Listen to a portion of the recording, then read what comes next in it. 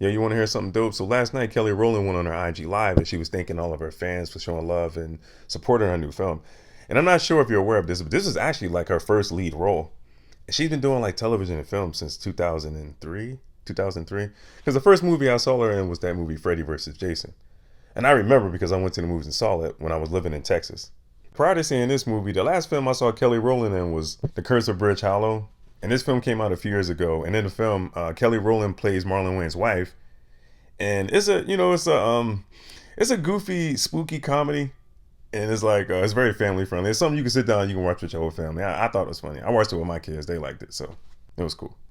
Now, just to refresh your memory, if you don't remember who Trevante Rhodes is, he was in the movie Moonlight.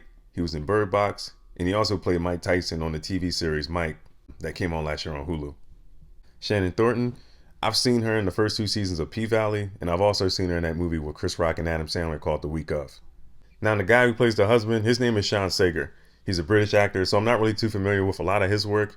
The only thing that I'm familiar with that I've seen, there's a show on Netflix called Top Boy. He played a character on that show. Now, Ron Rico Lee, he's been doing this thing for a minute too, so I am familiar with some of his work. You know, like growing up, I've seen a lot of stuff. So back in the day, he was on Sister Sister. He was on Sister Sister. He was on a show that came on BET not too long ago called Let's Stay Together. And he was in that movie Medea Goes to Jail. And what was the other thing? Oh yeah, he was on Moesha back in the day too. So you think I'm running game? That's what you think of me? Yeah, nigga, we think you're running game. Now I thought Trevante Rhodes and Kelly Rowland had really good chemistry. And if you watch the trailer, we already knew that they were going to get involved at some point. We were all just basically waiting to find out what led her to the point where she decided to be unfaithful to her husband. And it didn't take long to discover that she had a bum-ass husband.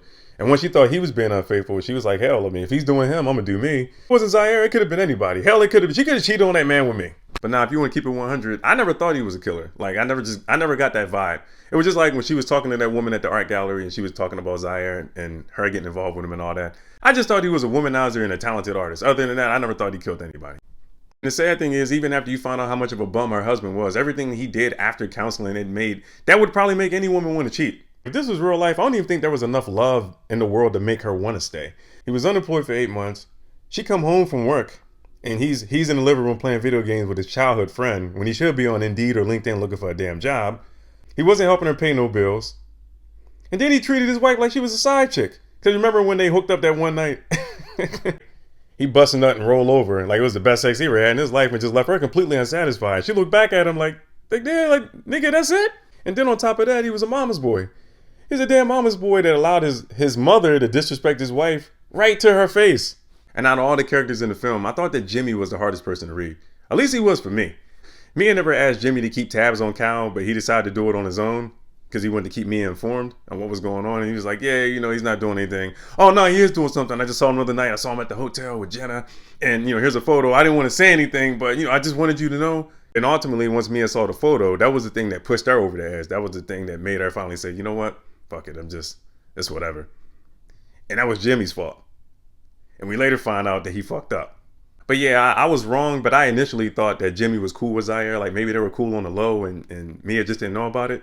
He was trying to help set that whole thing up, where her ended up hooking up with Zaire and all that. That's what I initially thought, but I was wrong.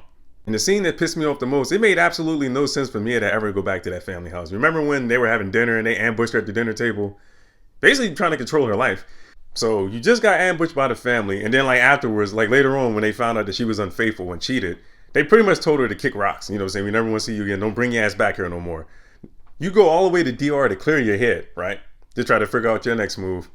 Then you run into the person that your client supposedly murdered. And the first person you call is the brother-in-law that you hate.